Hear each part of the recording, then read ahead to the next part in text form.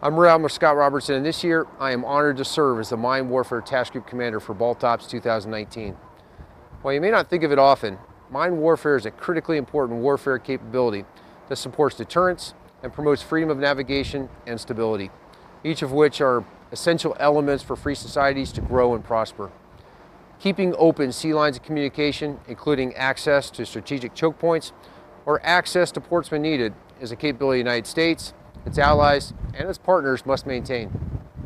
This year's BALTOPS Mine Warfare Task Group is composed of professional mariners and mine warfare experts from 11 allied nations, including 15 mine countermeasure ships, over 15 undersea unmanned vehicles, 5 drone ships, airborne mine countermeasures, and more than 70 divers to support the exercise.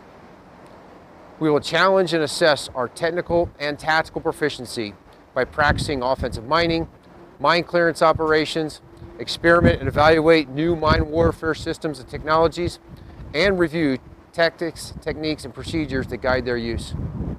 The reason we come together as NATO allies along with our partner nations is to continue to build strong, trusting relationships we have with one another, to sharpen our skills as professional mariners, and to promote stability, peace, and prosperity in a complex Baltic region.